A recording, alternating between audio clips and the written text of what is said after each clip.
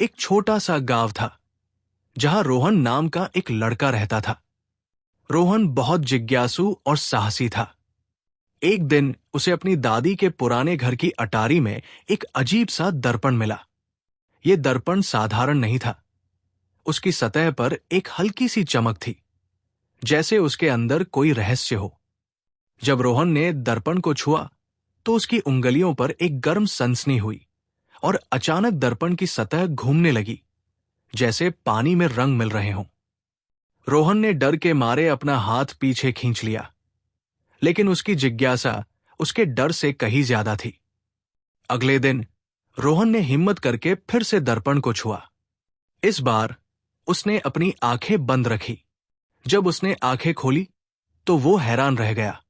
उसका छोटा सा अटारी का कमरा गायब था और अब वो एक बसलिंग प्राचीन बाजार में खड़ा था।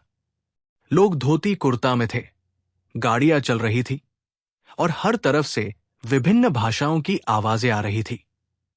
रोहन को एहसास हुआ, हे भगवान, मैं समय में पीछे चला गया हूं। वो एक प्राचीन भारतीय शहर में था, शायद हड़प्पा या मोहनजोदड़ो जैसा कुछ।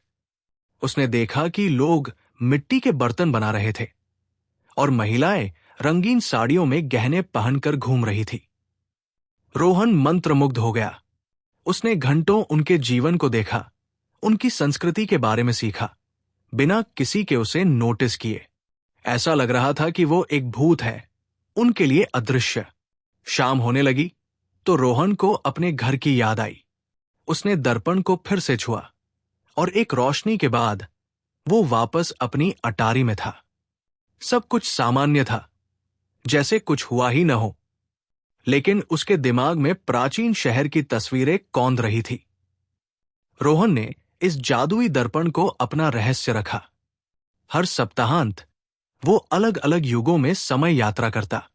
कभी वो डायनासोर के समय में जाता, जहां विशालकाय जीव घूमते थे। कभी वो भविष्य में जाता, जहां उड़ने वाली कारें और होलोग्राफिक डिस्प्ले थे। एक बार तो वो विक्टोरियन लंदन में गया, जहां कोहरा और घोड़े से खींची जाने वाली गाड़ियां थी। उसकी हर यात्रा से रोहन को कुछ नया सीखने को मिलता। उसने इतिहास, विज्ञान और यहां तक कि विभिन्न मानवीय भावनाओं के बारे में सीखा।